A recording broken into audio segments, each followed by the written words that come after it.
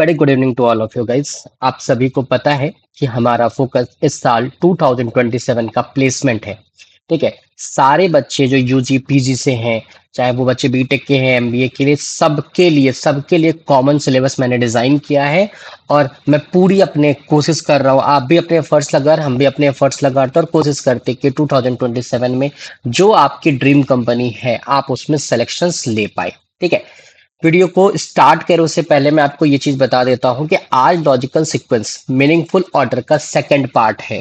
First part जिन बच्चों ने नहीं देखा है वो आई बेल बटन पे क्लिक कर सकते हैं, या इसके साथ साथ डिस्क्रिप्शन बॉक्स में भी आपके लिए लिंक अटैच कर दिया गया है। ठीक है, ध्यान रखिएगा, इस टॉपिक्स के स्टार्टिंग में ही मैंने आपको बताया था कि ये टॉपिक एमकेट के लिए बहुत ज्यादा इंपॉर्टेंट है।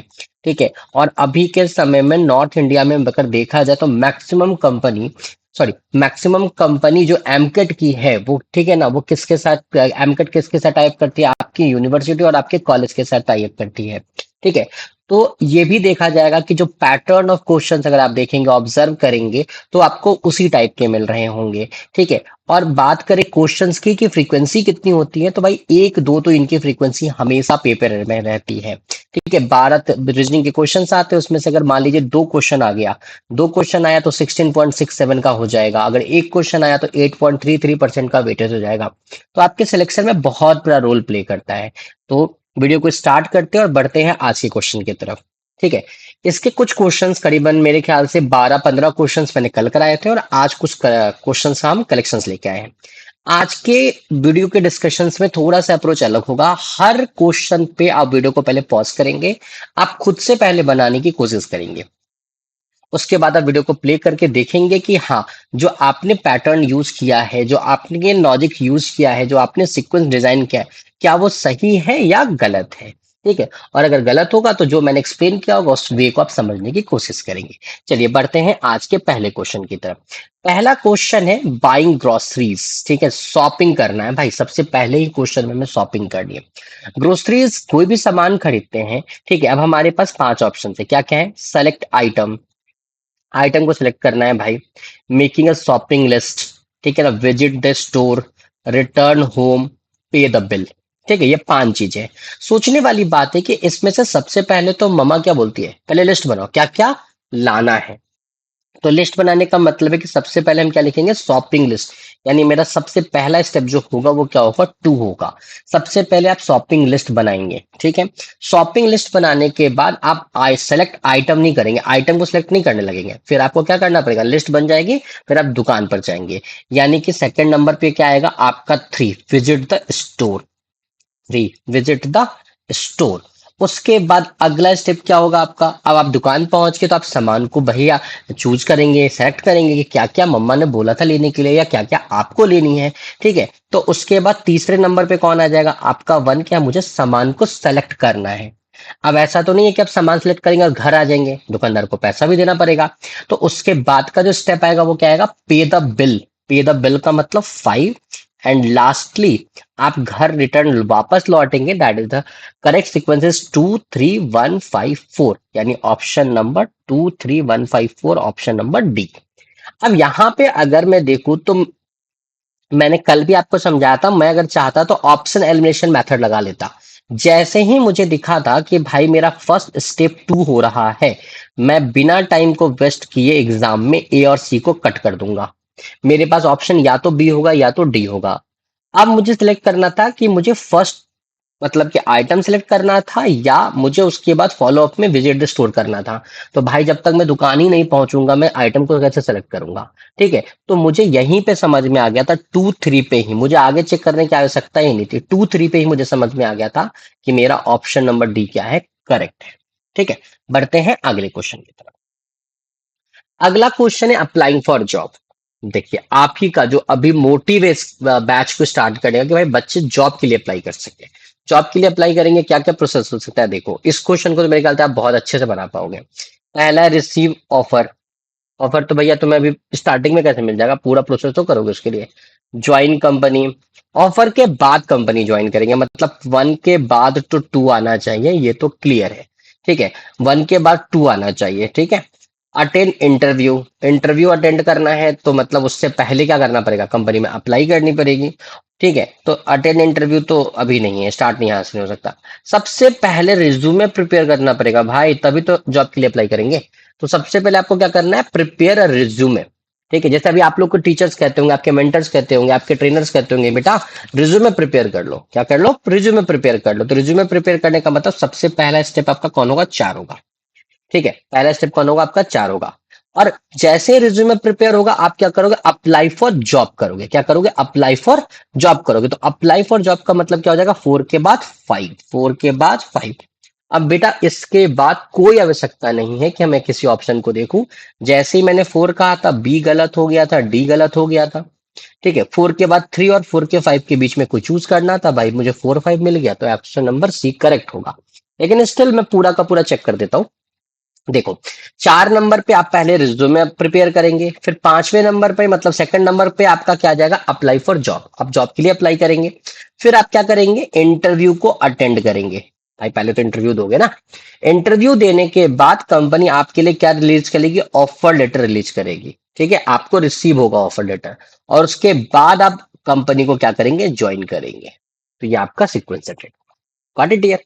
चलिए बढ़ते हैं अगले क्वेश्चन की तरफ। अब बात आता है सेंडिंग अ मेल। मेरे ख्याल से सारे बच्चों ने मेल सेंड भी किया होगा अभी तक, और आपको बहुत बार क्लासेस में बताया भी जाता है कि ईमेल लिखा कैसे जाता है। ईमेल राइटिंग एक आपका स्टेप ही होता है। ठीक है, अब आप देखो, सबसे पहले इसमें है ओपन ईमेल ऐप। एप्लीकेशंस के ऊपर दिया है, आप वेब भी बोल सकते हो। ओपन ईमेल ऐप, ऐप को ओपन करना है। कंपोज मेल, कंपोज मेल का मतलब क्या होता है, मेल को लिखना। कंपोज मेल का मतलब क्या होता है, मेल को लिखना।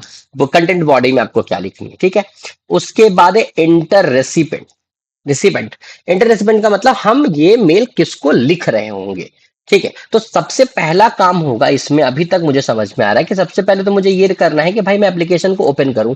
तो एप्लीकेशन ओपन करने का मतलब वन नंबर तो सबसे पहले आएगा। वन नंबर सबसे पहले आएगा, मतलब ऑप्शन नंबर बी तो मेरा गलत हो जाएगा, इसमें कोई डाउट नहीं है। ठीक है, उसके बाद जब आप मेल को ओपन करेंगे तो आपका दूसरा स्टेप होगा कि ये मेल लिखना किसको है, उसको, उसके नाम को आप टाइप करेंगे या उसके मेल को आप टाइप करेंगे। तो वन के बाद क्या आना चाहिए, थ्री। वन के बाद थ्री आने का मतलब भाई मेरा ऑप्शन यही क्लियर हो चुका है। बाकी तो ऐसे ही गलत होगा, बाकी चेक कर लेते हैं। ठीक है, उसके बाद आप उसमें क्या करेंगे, सेकंड क्या लिखना है उस पर्सन को, मेल आप वो करेंगे। मतलब वन के बाद थ्री, थ्री के बाद टू। वन, वन के बाद थ्री, थ्री के बाद टू। ठीक, फिर बोलता है क्लिक सेंड और अटैच फाइल। अब मुझे ये बताओ, तुम खुद सोचो बेटा, आप मेल को क्लिक कर दोगे सेंड करने के लिए, उससे पहले फाइल को अटैच करोगे। ऑब्वियस वाली बात है, हम फाइल को पहले क्या करेंगे, अटैच करेंगे। तो अटैच करने का मतलब पहले पांच और बाद में चार। हम सबसे पहले क्या करेंगे, मेल में फाइल को अटैच करेंगे, उसके बाद हम इसको सेंड करेंगे। चलिए, बुकिंग अ होटल।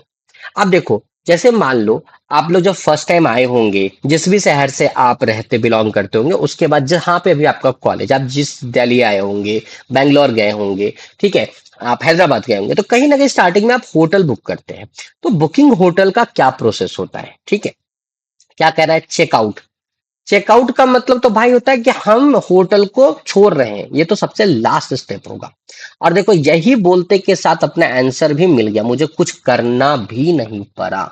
बाकी पर और चेक कर लो कि और कोई ऐसी चीज जो चेकआउट के बाद करनी होगी। सर्च होटल्स, ये तो पहले ही करना होता है। मेक रिजर्वेशन, ये भी पहले करना होता है। कंपेयर प्राइस, ये भी पहले करना होता है। चेक इन, वो भी चेकआउट से पहले होता है। तो भाई बिना सोचे समझे आपका टाइम बच गया। मीनिंग पता हो ना बेटा, अगर आपको मतलब पता है तो आप आसानी से इन सारे क्वेश्चंस को कर पाएंगे, कोई दिक्कत नहीं होता करने में। ठीक है, कोई दिक्कत नहीं होती करने में। तो आपको क्या करना है, बाकी मैच कर लेते हैं। सबसे पहले हम क्या करेंगे, होटल सर्च करेंगे। क्या करेंगे, होटल सर्च करेंगे। तो भाई ऑप्शन नंबर टू तो मेरा सबसे पहले आना चाहिए। ठीक है, ऑप्शन नंबर टू। ठीक, उसके बाद क्या करना है बेटा, उसके बाद आपको मेक रिजर्वेशन, ये तो होगा नहीं। फिर आप लोग क्या करते हैं, प्राइस कंपेयर करते हैं अलग अलग जगह से। भाई इस पे कौन सा प्राइस मिल रहा है, इस होटल का क्या प्राइस है, अलग अलग प्राइस कंपेयर करते हैं। तो दो के बाद चार, ठीक है, सेकंड के बाद फोर्थ नंबर आएगा। फिर आप क्या करते हैं, पेमेंट करते हैं। मेक रिजर्वेशन, मेक रिजर्वेशन मतलब आप उसको पेमेंट करते हैं, टू फोर थ्री। फिर आपका कंफर्मेशन हो जाता है, फिर आप होटल में जाते हैं, मतलब आप चेक इन करते हैं, और लास्ट में आप क्या करते हैं, चेकआउट करते हैं। तो जरूरी नहीं है कि सीक्वेंस मुझे आगे से मैच करनी है। इस बार मैंने पहला लाइन नहीं पढ़ा और मुझे पहले ही में चेकआउट दिख गया, तो मैं भाई भाई चेकआउट तो इंसान सबसे लास्ट में ही करता है ना। तो ऑप्शन नंबर 20 का करेक्ट आंसर। चलिए बढ़ते हैं अगले क्वेश्चन की तरफ। स्टार्टिंग अ बिजनेस, अगर मुझे कोई स्टार्टअप करना हो, जैसे बहुत बार बच्चों का होता है, सर मुझे प्लेसमेंट नहीं चाहिए, मुझे जॉब ही नहीं करना, ठीक है ना, मैं किसी के नीचे नहीं खट सकता हूं, मैं खुद का कुछ स्टार्ट करूंगा, मुझे खुद का कुछ स्टार्ट करना है। तो खुद का स्टार्ट करना है तो क्या क्या चीज है भाई? सबसे पहले इसमें अर्न प्रॉफिट, प्रॉफिट अर्न करनी है। वापस से अगर आप बोलोगे तो मेरे ख्याल से यहीं पे क्वेश्चन सॉल्व हो गया। अर्न प्रॉफिट भाई, प्रॉफिट तो तभी अर्न होगा ना जब आप फाइनल स्टेज पे होंगे। कहाँ होंगे? फाइनल स्टेज पे होंगे, मतलब सारा काम हो चुका होगा। तो भैया अर्न प्रॉफिट आपका लास्ट स्टेप होना चाहिए, मतलब option number C is correct answer, बिना कुछ किए। फिर भी अपन चेक कर लेते हैं, ठीक है, मैं आपको मतलब सीक्वेंस बता भी देता हूँ अगर कंफ्यूजन एग्जाम में भी होता है कभी कभी तो। अर्न प्रॉफिट लास्ट का केस है, prepare a business plan. Obvious वाली बात है कि अगर मैं कुछ भी करने जाऊंगा तो पहले मेरे पास क्या होना चाहिए? उसकी प्लानिंग होनी चाहिए। तो सबसे पहला तो आपके पास prepare for a plan. Registered the business, भाई रजिस्ट्रेशन भी जरूरी है बिजनेस को अगर मुझे रन करना है। अरेंज कैपिटल, अब बात ये आता है कि रजिस्ट्रेशन पहले होगा या कैपिटल अरेंज। कैपिटल अरेंज का मतलब यहाँ पे, सॉरी, अरेंज कैपिटल जो वर्ड लिखा है इसका मतलब ये नहीं कि कैपिटल स्टेट कैपिटल की बात हो रही, कैपिटल का मतलब इन्वेस्टमेंट। तो सोचने वाली बात है, बिजनेस रजिस्ट्रेशन तो तब करेंगे ना जब आपके पास पैसा होगा। तो सबसे पहले आप क्या करेंगे? अरेंज कैपिटल करेंगे, आपको पैसा अरेंज करना होगा, तब जाके आपकी कंपनी क्या होगी? रजिस्ट्रेशन के स्टेप पे पहुंचेगी। तो सबसे पहले बिजनेस प्लान आएगा, फिर आप कैपिटल अरेंज करेंगे, फिर आप बिजनेस को क्या करेंगे? रजिस्टर्ड करेंगे। फिर आपका ऑपरेशन स्टार्ट होगा, मतलब कि जो भी काम है कंपनी में, फैक्ट्री में जो भी है, ठीक है ना, वो आप उसमें ऑपरेशन स्टार्ट करेंगे और लास्टली आपको क्या होगा? उससे प्रॉफिट होना स्टार्ट होगा। तो correct option is option number C. मैं आपको हर एक तरीके से बता रहा हूँ, ऑप्शन एलिमिनेशन मेथड से भी बता रहा हूँ, अगर मुझे नहीं समझ में आ रहा ऑप्शन एलिमिनेशन मेथड तो मैं स्टेप बाय स्टेप भी आपको करके बता रहा हूँ, ताकि बेटा प्रॉब्लम्स को समझो। इसी टाइप के क्वेश्चंस आते हैं यार, इससे ज्यादा डिफिकल्ट नहीं आता है एमकेट में। एमकेट क्रैक करना बहुत ईजी है, और इस एमकेट के बेसिस पे जितने भी कंपनी के पेपर डिजाइन होते हैं ना, वो सारे इजिली क्रैक होते हैं, ठीक है। चलो बढ़ते हैं अगले क्वेश्चन की तरफ। कहता है going for a medical checkup, ठीक है। अब जैसे तुम कंपनी ज्वाइन करोगे ना, तो कंपनी की एक पॉलिसी होती है कि भाई आपको मेडिकल चेकअप कराना है। क्या कराना है? मेडिकल चेकअप कराना है। तो मेडिकल चेकअप कैसे करवाएंगे? ठीक है, मेडिकल चेकअप का प्रोसेस देखो। सबसे पहले book appointment, visit the hospital, meet the doctor, get prescription और बाय मेडिसिन। मुझे तो लगा इसमें ऐसा कुछ है ही नहीं जो आगे पीछे है। भाई सबसे पहले तो आपको अपॉइंटमेंट ही बुक करोगे ना, पहले तो यही देखोगे ना कि किस डॉक्टर के पास जाना है। उसके बाद आप कहाँ चले जाओगे? Visit the hospital, hospital visit करोगे, डॉक्टर से मिलोगे, वो आपको प्रिस्क्रिप्शन देगा, फिर मेडिसिन। भाई इसका सीक्वेंस तो फिक्स है, 1 2 3 4 5। Option number A, option number A is a correct answer for a medical checkup. Sequence के ऊपर क्वेश्चन आया था ये वाला, तो इसका आंसर क्या होगा? 1 2 3 4 5। सबसे पहले आप क्या करते हो? अपॉइंटमेंट बुक करते हैं, फिर विजिट करते हो हॉस्पिटल, डॉक्टर से मिलते हो, वो आपको प्रिस्क्रिप्शन देता है, अगर जरूरत है तो आप मेडिसिन लेते हैं, ठीक है। चलिए, क्रिमिनल इन्वेस्टिगेशन, आजकल के बच्चे भाई क्राइम से रिलेटेड बहुत सारी चीजें देखते हैं। चलो इस क्वेश्चंस को करके देखते हैं। अगर मैं इस क्वेश्चंस को करके देखूं तो सबसे पहले क्या? कलेक्ट एविडेंस, एविडेंस को कलेक्ट करना है। रजिस्टर्ड एफआईआर, एफआईआर रजिस्टर करो। कंडक्ट ट्रायल, ठीक है ना, कंडक्ट ट्रायल। तो इस तीनों में हो गया। अरेस्ट द सस्पेक्ट और डिलीवर जजमेंट, ठीक है। अब देखो, अगर मैं यहां पे बोलूं कि सर सबसे लास्ट में आंसर तो 5 होना चाहिए, कि भाई डिलीवर जजमेंट, सब कुछ होने के बाद ही जजमेंट दिया जाएगा, तो उस हिसाब से मेरा आंसर 5 सब में सही है। इस बार ऑप्शन एलिमिनेशन मेथड नहीं लग सकता, ऑप्शन को हम एलिमिनेट नहीं कर पा सकते, ठीक है। अब या तो मुझे आंसर 2 से स्टार्ट करना है, या तो मुझे 1 से स्टार्ट करना है, दो ही ऑप्शन है। तो मुझे एक बात बताओ, कलेक्ट एविडेंस और रजिस्टर्ड एफआईआर, तो मतलब कि किसी भी बंदे ने अगर एफआईआर ही नहीं कराया तो तुम क्या एविडेंस कलेक्ट करने लगोगे? नहीं भाई, सबसे पहले क्या होगा? एफआईआर रजिस्टर्ड होगा। एफआईआर रजिस्टर्ड होने का मतलब है कि ऑप्शन नंबर बी और ऑप्शन नंबर डी क्या है हमारा? गलत है। ऑप्शन नंबर बी और ऑप्शन नंबर डी क्या हमारा? गलत है, क्योंकि भाई बंदा पहले आपको क्या करेगा? एफआईआर रजिस्टर करेगा। तो अगर एफआईआर रजिस्टर करेगा उसके बाद देखो 2 के बाद 1 तक तो मैच ही कर रहा है, अब 4 3 पे चेक करना है, लेकिन फिर भी मैं इसको भी चेक कर लेता हूँ। जब एफआईआर रजिस्टर हुआ होगा उसके बाद आप क्या करेंगे? इवेंट को, सॉरी, एविडेंस को क्या करेंगे? कलेक्ट करेंगे, ठीक है। आप जाएंगे जहां पे वो इंसिडेंस हुआ होगा, वहां पे जाके क्या करेंगे? कलेक्ट करेंगे एविडेंस को, ठीक है। उसके बाद कहा जाता है कंडक्ट ट्रायल। आप क्या करेंगे? ट्रायल करेंगे, यानी उससे पूछताछ करेंगे। तो भाई पूछताछ करने से पहले आपको क्या करना पड़ेगा? जो पर्सन सस्पेक्ट है उसको आप अरेस्ट करेंगे, यानी कि मेरा भाई सबसे पहले तो हम रजिस्टर करेंगे एफआईआर को। उसके बाद एविडेंस कलेक्ट करेंगे और उसके बाद जो सस्पेक्ट पे डाउट है उसको क्या करेंगे, अरेस्ट करेंगे। और उसके बाद कंडक्ट ट्रायल, मतलब उससे बातचीत होगी कि चलो भैया बताओ ये सारी चीजें आपके अगेंस्ट मिली है मुझे। और उसके बाद कोर्ट में जाके उसके ऊपर जजमेंट डिलीवर होगा। तो 21435, तो 21435 is option number A is the correct answer. ठीक है, चलिए, ये है बिल्डिंग अ डैम।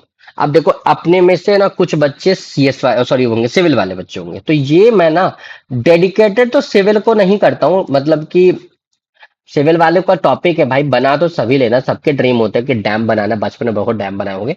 तो ये क्वेश्चन मैं आप सभी के लिए छोड़ता हूं, ये क्वेश्चन का जवाब आप मुझे कमेंट बॉक्स में देंगे।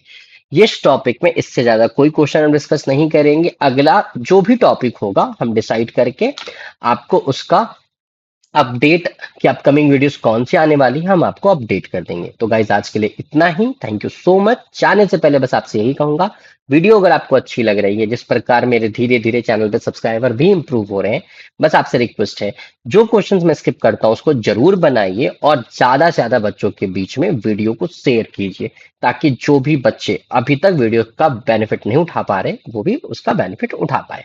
तो guys thank you so much.